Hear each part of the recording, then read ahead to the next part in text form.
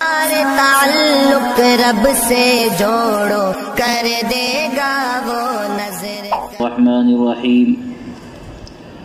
وللہ علی الناس حج البیت من استطاع الیہ سبیلا صدق اللہ العظیم۔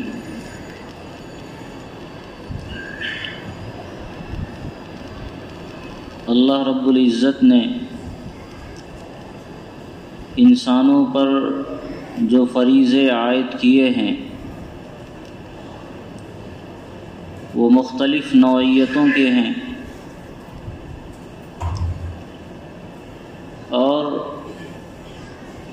اس میں انسانی سہولتوں کا خاص خیال رکھا گیا ہے۔ اسلام کی بنیاد جن 5 چیزوں پر ہے بطور خاص، اسلام کے بعد جو 4 اہم اسلام کا رکن ہے اس کی نوعیتیں الگ الگ ہیں، لیکن ان سب میں انسانی سہولتوں کا خاص خیال رکھا گیا ہے۔ فطرت کا قانون ہے، اللہ رب العزت نے ارشاد فرمایا ہے لا یکلف اللہ نفسا الا وسعها۔ اللہ تعالیٰ تمہارے ساتھ تنگی کا ارادہ نہیں کرتا ہے، انسان کو اس کی وسعت کے مطابق ہی اللہ تعالیٰ نے اسے مکلف بنایا ہے۔ نماز کی فرضیت ہوئی، روزے کی فرضیت ہوئی، یا زکوٰۃ اور حج کی فرضیت ہوئی، اس میں انسانی سہولتوں کا خاص خیال رکھا گیا۔ نماز جس کا تعلق بدنی عبادت سے ہے، یا روزہ جس کا تعلق بدنی عبادت سے ہے، اس کی فرضیت میں بھی اللہ رب العزت نے سہولت کا خاص خیال رکھا ہے۔ یہ نہیں کہ پیدا ہو اور انسان کو شعور ہو اسی وقت سے نماز کی فرضیت ہو جائے،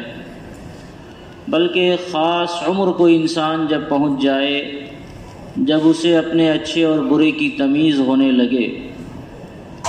جس کو بلوغ کی عمر کہا جاتا ہے،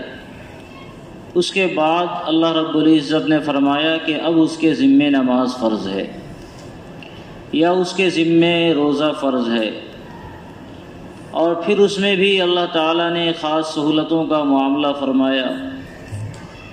کہ اگر کوئی آدمی وضو نہیں کر سکتا ہے وہ تیمم کر کے نماز پڑھ لے، کوئی کھڑے ہو کر نماز نہیں پڑھ سکتا وہ بیٹھ کر نماز پڑھ لے، کوئی بیٹھ کر نہیں پڑھ سکتا وہ لیٹ کر پڑھ لے، اشاروں سے پڑھ لے۔ تو اس طرح اللہ تعالیٰ نے سہولتوں کا معاملہ فرمایا ہے۔ کوئی ابھی نہیں پڑھ سکتا تو بعد میں اس کی وہ قضا کر لے۔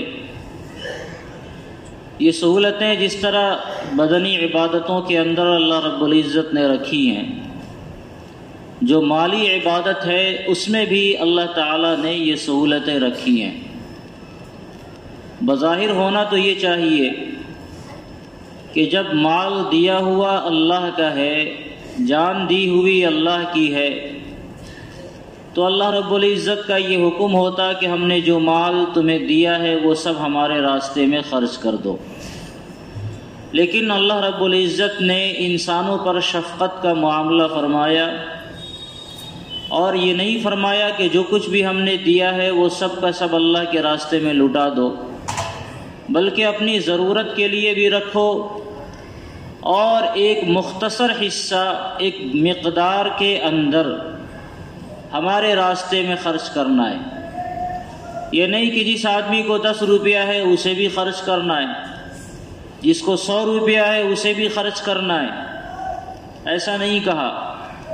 بلکہ تمہارے پاس جو مال ہے اس مال کی ایک مقدار ہو جائے جس کو نصاب کی مقدار کہا جاتا ہے، جو عام طور سے ایک بڑی مقدار ہے۔ زمانے کے حالات کے اعتبار سے اس مقدار میں کمی بیشی ہو سکتی ہے، لیکن عام طور سے وہ ایک بڑی مقدار سمجھی جاتی ہے۔ تو جب اتنی مقدار مال انسان کے پاس ہو جائے تو اللہ رب العزت نے اس پر زکوٰۃ کو فرض کیا، اور اس میں بھی صرف 2.5% کو فرض کیا کہ 100 روپے میں 2.5 روپے پورے سال میں صرف ایک بار اللہ کے راستے میں نکال دو، بقیہ سارے 97 روپے تمہارے لیے حلال ہیں، اس کا استعمال اپنی ضرورتوں میں تم کر سکتے ہو۔ اسی طرح اللہ تعالیٰ نے جو اور بدنی عبادتیں ہیں اس میں بھی سہولت کا معاملہ فرمایا ہے۔ قربانی ہے، مالی عبادت، اس میں بھی سہولت کا معاملہ فرمایا گیا۔ صدقات و خیرات ہے، اس میں بھی سہولت کا معاملہ فرمایا گیا۔ اسی طرح شریعت کا ایک بنیادی حکم اور اسلام کے ارکان میں سے ایک اہم رکن حج بیت اللہ کرنا ہے، فریضہ حج کی ادائیگی ہے۔ اس ادائیگی کو بھی اللہ رب العزت نے انسانوں کے مال سے جوڑ رکھا ہے،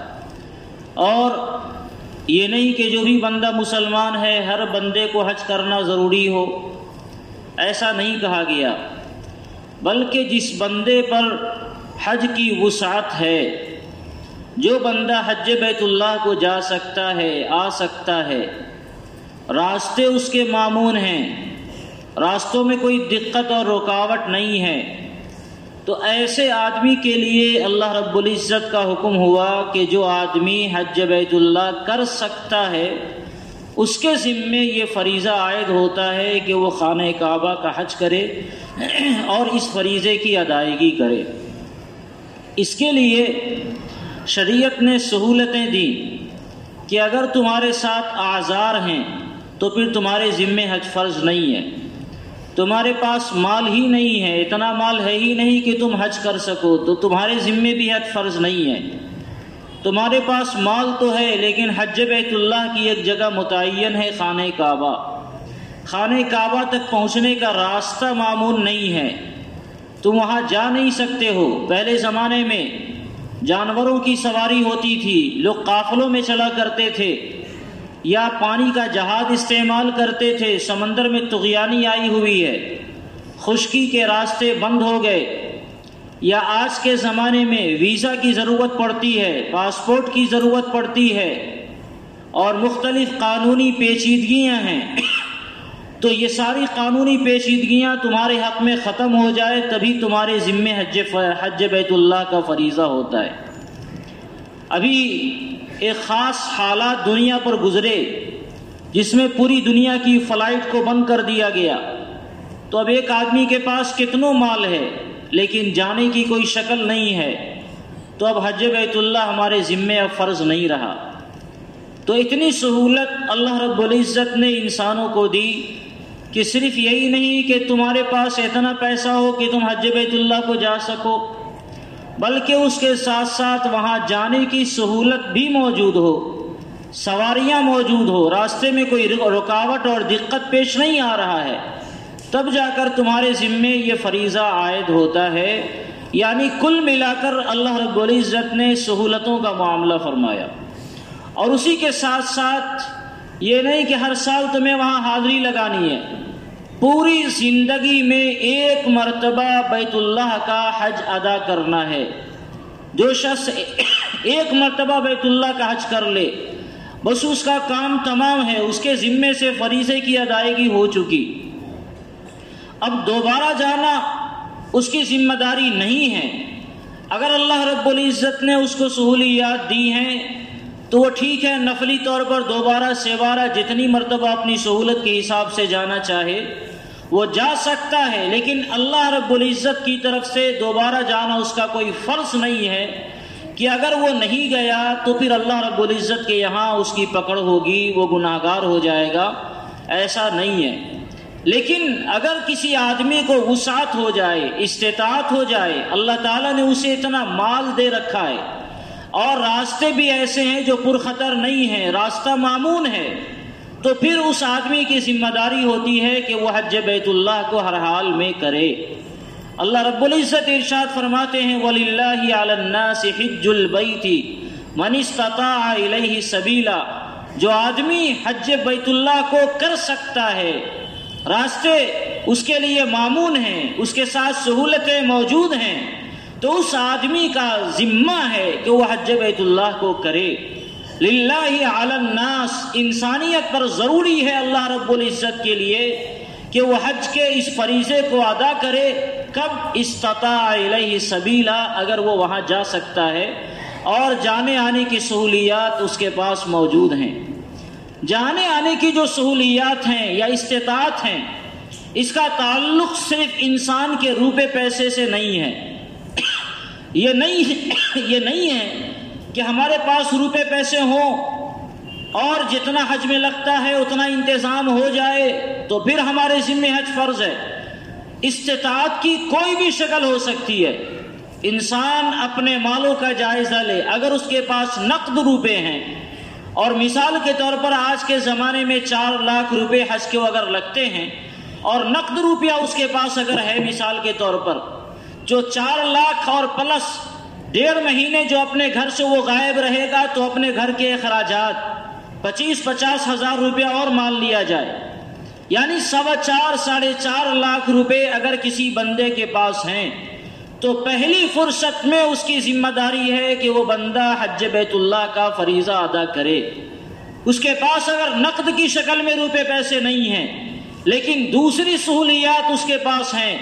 زیورات ہیں اس کے پاس، سونے چاندی کی شکل میں اس کے پاس مالیت ہے، اور وہ مالیت اتنی ہے جس کے ذریعے بیت اللہ کا حج کیا جا سکتا ہے، تو بھی ہماری ذمہ داری ہے کہ اس زیورات کو بیچ کر آدمی پہلے حج بیت اللہ کے فریضے کو ادا کرے. کسی آدمی کے پاس دکان ہے اور اس دکان سے اس کی زندگی کا گزر بسر ہوتا ہے، لیکن اس دکان میں اتنی مالیت ہے کہ وہ بندہ حج بیت اللہ کر سکتا ہے، تو ایسے آدمی کے ذمے بھی حج بیت اللہ کا فریضہ عائد ہوتا ہے. اس کی ذمہ داری ہے کہ وہ انتظام کرے اور سامان تجارت میں سے کچھ سامان بیچے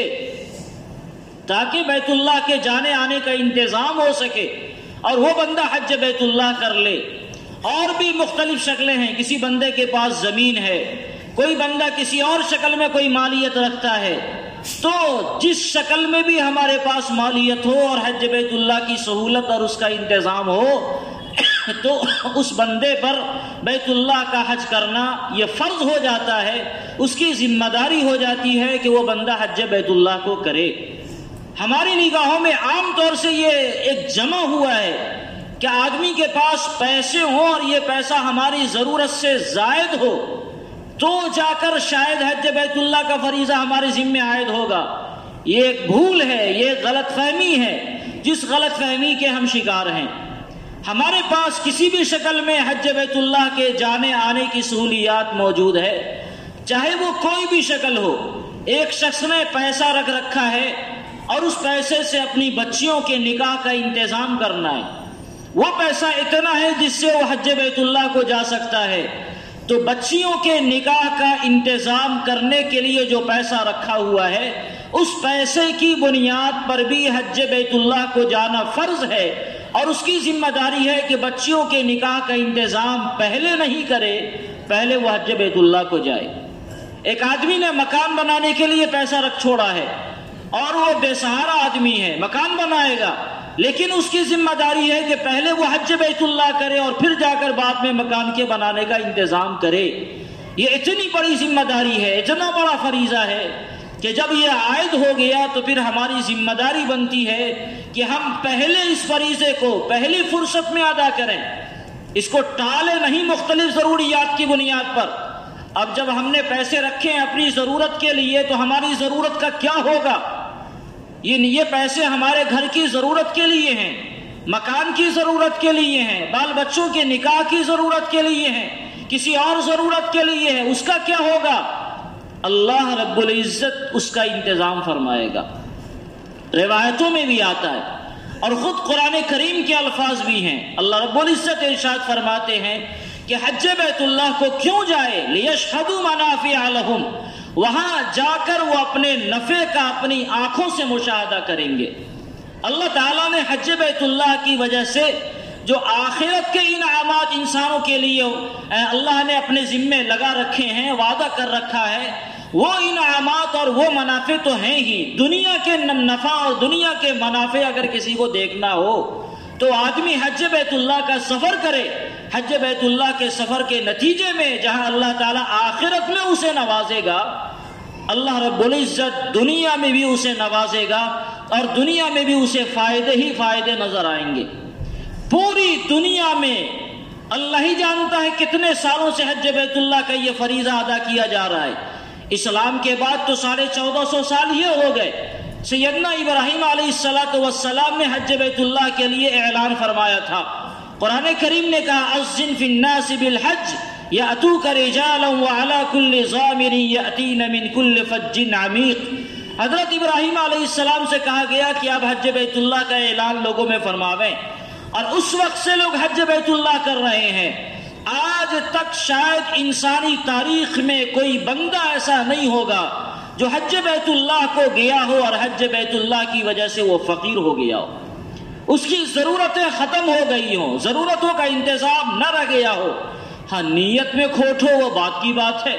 کسی اور بنیاد پر وہ قلاش ہو جائے وہ بات کی بات ہے، لیکن کوئی آدمی حج بیت اللہ میں اپنا پیسہ لگاوے اور حج بیت اللہ میں پیسہ لگانے کے بعد اس کی ضرورتیں ادھوری رہ گئی ہوں، اس کی ضرورتیں دھری رہ گئی ہوں، اس کی ضرورتیں پوری نہ ہوئی ہوں، اللہ رب العزت نے چونکہ وعدہ کر رکھا ہے لیشہدوا منافع لہم، اور روایت میں اللہ کے رسول علیہ السلام ارشاد فرماتے ہیں تابعوا بین الحج والعمرہ فإنہما ینفیان الفقر والذنوب۔ آقا علیہ السلام نے ارشاد فرمایا کہ حج عمرہ ساتھ ساتھ کیا کرو، اس کے دو فائدے ہیں۔ ایک فائدہ تو یہ ہے کہ اللہ تعالیٰ تمہارے گناہوں کو مٹائے گا، اور ایک فائدہ یہ ہے کہ اللہ تعالیٰ تمہارے فقر و فاقہ کو، تمہاری مفلسی کو، تمہاری تنگ دستی کو مٹائے گا۔ تو یہ نہیں ہو سکتا کہ جناب رسول اللہ صلی اللہ علیہ وسلم تو ارشاد فرماتے ہوں کہ حج و عمرہ کی وجہ سے تمہاری مفلسی دور ہوگی، تمہاری تنگ دستی دور ہوگی، اور کوئی بندہ حج میں 4-5 لاکھ روپیہ لگاوے اور وہ کہے کہ میں مقروض ہو گیا، میرا گھر نہیں بن سکا، میری بچیوں کا نکاح نہیں ہو سکا، میری ضرورت پوری نہیں ہوئی، یہ نہیں ہو سکتا ہے۔ اللہ تعالیٰ غیب سے انتظام فرماتے ہیں۔ جس ذات نے آپ کو یہ سہولت دی کہ 4-5 لاکھ روپے آپ کے پاس انتظام میں رکھے ہوئے ہیں، جب اس کو اللہ کی مرضی کے مطابق ہم لگا دیں گے، اللہ کے راستے میں لگا دیں گے، اللہ کے حکم کی وجہ سے ہم لگا دیں گے، تو اس خدا کا خزانہ لامحدود ہے۔ وہ پھر کن راہوں سے ہمیں نوازے گا اور کن طریقوں سے ہماری ضروریات کو پوری کرے گا وہ خدا ہی جانتا ہے۔ وہ خدا ہے، اس کے ہزاروں انیک راستے ہیں۔ کن راہوں سے ہماری ضرورتیں پوری ہوں گی اور کن راہوں سے ہماری افلاس اور مفلسی کو دور کیا جائے گا وہ خدا جانتا ہے، مگر اس نے وعدہ کیا ہے تو وہ کرے گا۔ جناب رسول اللہ صلی اللہ علیہ وسلم کے زبان مبارک سے یہ وعدہ ہے، تو یہ وعدہ انشاءاللہ پورا ہو کر رہے گا کہ ہمارے اندر افلاس اگر ہیں اور ہم نے حج کر لیا تو یہ افلاس اور تنگ دستی بھی ہماری دور ہو جائے گی۔ بہت سے ایسے لوگ جنہوں نے حج کر رکھا ہے، ان کی زندگیوں کا آپ جائزہ لیں، وہ بتائیں گے کہ ہمارا افلاس دور ہوا، ہماری تنگ دستی ختم ہوئی، اس لیے کہ اللہ کا وعدہ ہے اور زبان رسالت سے یہ وعدہ کیا گیا ہے وَمَنْ أَصْدَقُ مِنَ اللَّهِ قِيلًا۔ اللہ سے زیادہ سچا وعدہ اور کس کا ہو سکتا ہے؟ تو جب خدا نے وعدہ کیا تو اگر ہماری ضرورتیں ہیں، ٹھیک ہے وہ اپنی جگہ ہیں، اس کا انکار نہیں کیا جا سکتا، لیکن جب اللہ رب العزت کی طرف سے یہ فریضہ عائد ہو جائے تو انسان کے آنکھ بند ہونے کی کوئی گارنٹی نہیں ہے، کوئی ٹھکانہ نہیں ہے اس کی آنکھ کب بند ہو جائے، اگلے سال ہم زندہ رہیں یا نہ رہیں، خدا ہی جانتا ہے کہ ہم رہیں نہ رہیں۔ اگر ہم چلے گئے تو ایک فریضہ ہمارے ذمے رہ جائے گا، اس لیے انسان کی ذمہ داری ہے کہ پہلی فرصت میں وہ حج کو ادا کر لے۔ یہ اور بات ہے کہ فقہا کے درمیان اختلاف ہے کہ اگر وہ تاخیر کرے گا تو گناہگار ہوگا یا نہیں ہوگا، وہ بات کی بات ہے، لیکن ذمہ داری ہماری پہلی ہی بنتی ہے کہ ہم تاخیر نہ کریں، ٹال مٹول نہیں کریں، ہر حال میں اس کام کو پہلے کر لیں۔ لوگوں میں غلط فہمیاں پھیلی ہوئی ہیں، دنیا کی ساری ضرورت پہلے پوری کر لیں اور بعد میں حج کر لیں۔ حج کرنا تو یہ بڑھاپے کا کام ہے بھائیو، حج کرنا جوانی کا کام ہے۔ حج ایک عاشقانہ سفر ہے جس میں انسان اللہ رب العزت کے سامنے عشق و مستی کا اظہار کرتا ہے۔ نماز یہ عبادت ہے، خشوع و خضوع والی یہ عبادت ہے، روزہ یہ عبادت ہے، اس میں دوسرے پہلو ہیں، لیکن حج جو عبادت ہے یہ عشق و مستی کا سفر ہوتا ہے۔ گویا کوئی مجنوں کسی لیلا کی یاد میں اور اس کے فراق میں دیوانہ وار اپنے لباس کو اتار دیتا ہے، اپنے سر کے کپڑوں کو اتار دیتا ہے، اپنی ساری شناخت کو مٹا دیتا ہے، اور صرف لیلا لیلا لیلا جس طرح صدا لگاتا ہو، حج کا مسافر اسی طرح لبیک لبیک لبیک کی صدا لگاتا ہے۔ یہ اللہ رب العزت کے عشق و محبت میں انسان دیوانہ وار اللہ رب العزت کے دربار میں جاتا ہے، اور وہاں جانے کے بعد جتنے مقامات قبولیت ہیں، چاہے وہ عرفہ ہو، چاہے مینا ہو، چاہے مزدلفہ ہو، چاہے مطاف ہو، چاہے سعی اور صفا مروہ کے درمیان کے علاقے ہوں، چاہے ملتزم ہو، چاہے حرم ہو، یہ اللہ رب العزت کے ہر جگہ قبولیت کے مقامات اللہ نے بنا رکھے۔ ہر جگہ اللہ رب العزت کی رحمتوں کا بے پایا اور بے پناہ نزول ہوتا ہے، جہاں دعائیں قبول ہوتی ہوں۔ اگر ہماری ضرورت کوئی ہے تو انسان وہاں جا کر دعا کرے تو اس دعا کے قبول ہونے میں کیا شک ہوگا؟ اگر وہ ضرورت بھی پوری نہیں ہوگی تو پھر ہماری کون سی ضرورت پوری ہوگی؟ آتا ہے کہ عرفہ کے دن جو بندہ اللہ رب العزت سے نا امید ہو جائے، اس سے بڑا کوئی بدبخت نہیں ہے۔ اللہ رب العزت اتنا زیادہ عرفہ کے دن لوگوں پر اپنی رحمتیں نچھاور کرتے ہیں، اور جب انسان دھوپ میں اللہ رب العزت کے دربار میں کھڑے ہو کر آسمان کی طرف ہاتھ اٹھا کر اللہ رب العزت سے گڑگڑاتا ہے اور دعائیں کرتا ہے، تو اللہ تعالیٰ کوئی ترس نہیں آئے گا۔ ہماری ضرورت کتنوں بڑی ضرورت ہو تو وہ کتنی بڑی ہوں گی، زیادہ سے زیادہ یہی تو ہوگا، اپنے بال بچوں کا مسئلہ ہوگا، اپنے گھر مکان کا مسئلہ ہوگا، اپنی شادی بیاہ کا مسئلہ ہوگا، اس سے بڑی کوئی ضرورت تو نہیں ہے۔ جو ذات پوری کائنات کو چلاتا ہے اور کائنات کے ذرے ذروں کی ضرورت پوری کرتا ہے، آپ کو کیا نہیں لگتا کہ وہ ذات ہماری ضرورت پوری نہیں کرے گا؟ یقینی طور پر ہماری ضرورتیں بھی اللہ تعالیٰ پوری فرمائیں گے۔ اور اب تک کون پوری کر رہا ہے؟ جب ہم ماں کے پیٹ میں تھے ہماری ضرورت پوری ہو رہی تھی، ماں کے پیٹ سے نکلے ہماری ضرورت پوری ہو رہی تھی، جب ہم محتاج تھے ہر چیزوں کی ہماری ضرورت پوری ہو رہی تھی۔ تو ہم کیا سمجھتے ہیں جب اللہ تعالیٰ نے ہمارے بازو میں طاقت دے دی اور ہمارے دماغ میں عقل دے دیا، ہمارے جیب میں کچھ پیسے دے دیے، تو اللہ تعالیٰ نے ہاتھ کھینچ لیا کہ اب تمہاری ضرورت پوری نہیں کریں گے؟ وہ ذات جب بے بسی کے عالم میں ہماری ضرورت پوری کر رہا تھا، آج بھی ہماری ضرورت پوری کرے گا۔ ہاں، شرط یہ ہے کہ ہمارا لگاؤ اللہ رب العزت سے اسی طرح کا ہو۔ اس لیے اگر کسی کے دل میں یہ خیال ہو کہ ہماری یہ ضرورت پوری ہو جائے پھر حج کر لیں، ہمارے بال بچوں کا مسئلہ ہے پہلے وہ سیٹلمنٹ ہو جائے پھر حج کر لیں، ابھی جوانی ہے، گناہ کے بہت سارے دن ہیں، حج کر کے آئیں گے پھر گناہ ہوگا، یہ بھی خیال لوگوں کے دلوں میں ہوتا ہے کہ ابھی تو جوانی کے ایام ہے، جوانی گزر جائے، جو کرنے کرانے کے زمانے گزر جائے، پھر جا کر حج کریں گے تاکہ پھر کوئی گناہ نہیں ہو۔ وہ کیسا حج کہ آدمی حج کر کے آوے پھر گناہ کرے؟ بیکار ہے ایسا حج کرنا، بیکار نہیں ہے۔ آپ کی ماضی کی زندگی تو صحیح ہو گئی، اور آگے کی زندگی میں آپ نے اگر پہلے ہی طے کر لیا ہے کہ ہم حج کرنے کے بعد آ کر پھر وہی دھندے کریں گے، وہی گناہ کریں گے، تو یہ تو بدمعاشی کی انتہا ہے۔ انسان کو اللہ رب العزت کے دربار میں جب حاضری کا موقع ملا تو اس کو تو یہ تہیہ کر کے جانا چاہیے کہ یا اللہ جو ہم نے ماضی میں کیا آئندہ ہم سے وہ نہ کروائیے۔ توفیق دینے والی ذات تو اللہ تعالیٰ کی ہے، تو پہلے ہی ہم طے کر کے جائیں کہ حج کر کے آئیں گے اور پھر وہی گناہ کریں گے، تو حج کا فائدہ کیا ہوا؟ تو یہ ڈھیٹ ہے اور بدمعاشی ہے۔ اس لیے میرے بزرگوں اور دوستو، حج کا فریضہ ہمارے ذمے ہے یا نہیں ہے، ہر آدمی اپنے مال کا جائزہ لے سکتا ہے، اور اپنے مال کا جائزہ لے کر اس فریضے کو جلد سے جلد ادا کرنے کی کوشش کر سکتا ہے۔ ہمارے اعذار اگر ہوں گے تو ان اعذار کے لیے اللہ رب العزت سے آدمی دعا کرے، یا اللہ ہمارے ساتھ سہولیات کا معاملہ فرما، سہولت اللہ رب العزت عطا فرمائیں گے۔ ہاں، جن اعذار کو ہم نے زبردستی کے بہانے خود ہی بنا رکھے ہیں، اللہ رب العزت کی نگاہ میں اور شریعت کی نگاہ میں وہ عذر نہیں ہے۔ حج کا زمانہ پھر آنے والا ہے، اور بہت جلد حج کے فارم کی اپلائی کا زمانہ شروع ہونے والا ہے۔ ترغیب حج مہم کا یہ ہفتہ بھی چل رہا ہے۔ باضابطہ حج کمیٹیوں کی طرف سے یہ اعلان ہوا ہے کہ آپ حضرات لوگوں میں بیداری کا ماحول پیدا کریں، تاکہ لوگ جو تیار نہیں ہیں وہ تیاری ابھی سے شروع کر دیں۔ جن کے پاسپورٹ کا مسئلہ ہے وہ پاسپورٹ اپنا ٹھیک کروا لیں، جن کے اور کوئی کاغذات کا مسئلہ ہو اور کسی طرح کی دقتیں ہوں تو اپنی دقتوں کو ابھی سے ٹھیک کرنے کی کوشش کرے، تاکہ وقت پر یہ آدمی حج بیت اللہ کو جا سکے۔ ابھی سے ہمیں تیاری کرنے کی ضرورت ہے، اور عنقریب شاید اسی مہینے میں یا آئندہ مہینے میں حج کے فارم کی اپلائی کا اعلان بھی ہو جائے گا۔ اس لیے ہمیں اپنے طور پر تیار رہنا ہے، اور جن حضرات نے پہلے سے ارادہ بنا رکھا ہے وہ حضرات بھی،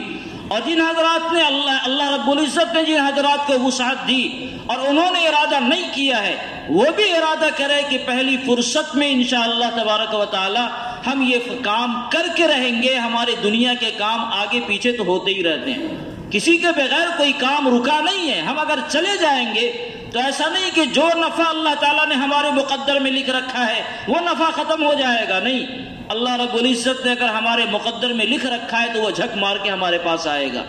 جو آمدنی ہمارے پاس آنی ہے وہ جھک مار کے آئے گی، جو نقصان ہونا ہے وہ جھک مار کے ہوگا، چاہے ہم رہیں یا چاہے ہم نہیں رہیں۔ تو کیوں نہیں اللہ تعالیٰ کے ایک عظیم حکم کی ادائیگی کر لیں اور اس سے اپنے آپ کو بھی سرفراز ہو جائیں، اللہ کی رحمت سے نہال بھی ہو جائیں، تاکہ خدا نخواستہ کوئی مصیبت آنے والی ہے تو وہ ٹل جائے اور اللہ تعالیٰ کے بے پناہ انعام و اکرام کے ہم مستحق ہو جائیں۔ یہ آسان مسئلہ ہے، اس لیے اللہ تعالیٰ نے ارشاد فرمایا کہ وَلِلَّهِ عَلَى النَّاسِ حِجُّ الْبَيْتِ مَنِ اسْتَطَاعَ إِلَيْهِ سَبِيلًا، کہ اللہ رب العزت نے جن حضرات کو استطاعت دیا ہے ان حضرات کے ذمے ضروری ہے کہ وہ حج بیت اللہ کرے۔ اور ایک بڑی سخت وعید ہے، ہم سب کو ڈرنا چاہیے اور کانپنا چاہیے۔ آقا علیہ السلام نے ارشاد فرمایا کہ جو آدمی حج بیت اللہ کی استطاعت رکھتا ہے، اللہ تعالی ہم سب کی حفاظت فرماوے۔ آپ علیہ السلام نے ارشاد فرمایا کہ جو آدمی حج بیت اللہ کی استطاعت رکھتا ہے اور اس کے باوجود بھی وہ نہیں کرے،